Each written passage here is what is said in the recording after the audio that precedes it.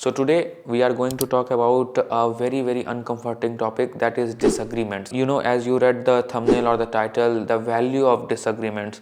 Why I think that disagreements can really change you to the core and make you think about the world with a very different perspective. And we will dive into those kind of things into this video. So let's start. And as we start, we all know that we all get uncomfortable with disagreements. But why is it necessary in the long run? Maybe it's not necessary in the short run to make things quick and to tackle a lot of variables.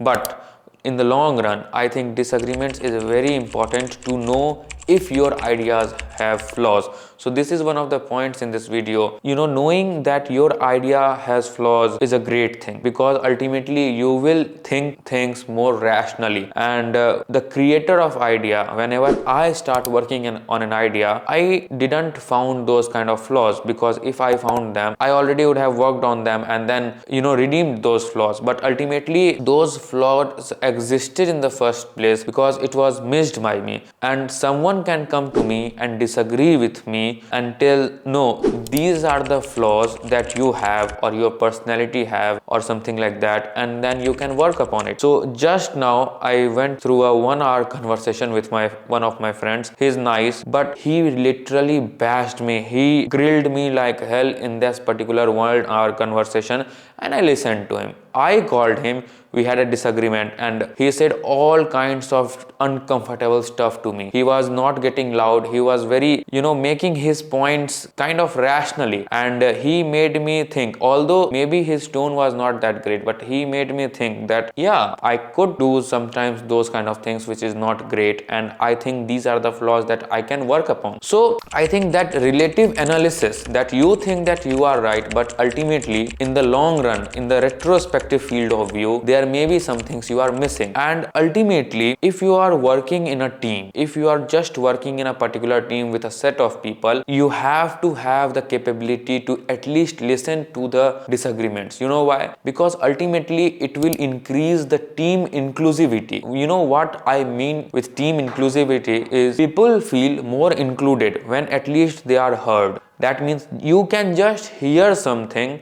about one person and their things, they will feel much more included if you hear when they are disagreeing with you, and that will really impact their lives in a good way, and they will think about you that you understand. They will look at you as a leader and see hope, acceptance and understanding when they are disagreeing with you and you are listening to them. You are listening to them patiently. It will also lead to a foundation of credibility of your particular image. And if you listen to someone when they are disagreeing with you, and even at last you too end up disagreeing, that also lays down a fundamental basis of credibility of your image, that you at least listened. These kind of things that will just come if you listen to those disagreements. First was, you can have your attention to those flaws what somebody else is pointing out. Maybe they are just bashing you for the sake of creating discomfortness in your life, and that's completely not okay. So you have to have that wisdom to segregate good criticism and bad criticism. Ultimately use that good criticism and make some valid points and articulate those points and make it into your character, develop a new you, and then be better in the retrospective field of view, of course. And if it is bad criticism, you can just throw it out. So this last days has been particularly tough. I end up disagreeing with a lot of people and I end up fighting with a lot of people. As I was talking about credibility, the second point was inclusivity, that your team will feel that they are more inclusive to you. You listen to them and they will see at you with hope and acceptance and see you as a leader. And it will also lead to credibility.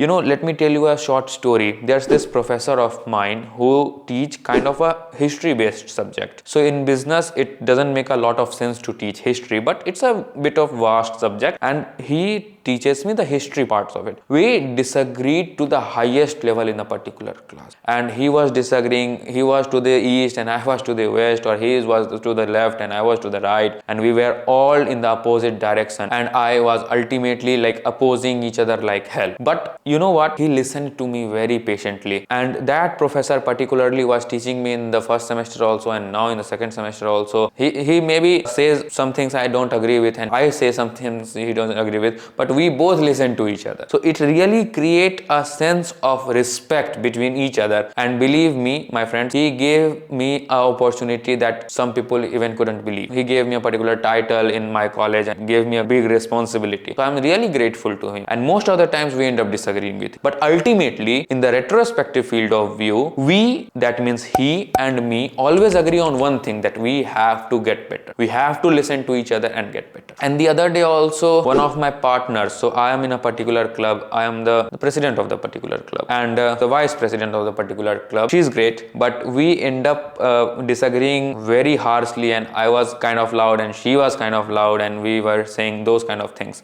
And this will lead me to the last point. That means disagreements leads to friendship. You know what happened? A yes man of you, and you will know who is a yes man and who is a no man, and who are some people with rational point of view who disagree with you. So a yes man will never be a good friend. And by the second day only, as she was not an yes girl means somebody who always says yes and gives her up to the authority, and she disagreed with me to the fullest extent that she could. I ultimately understood her, and she ultimately understood her, and we were into a compromise and said, okay, this is the middle ground.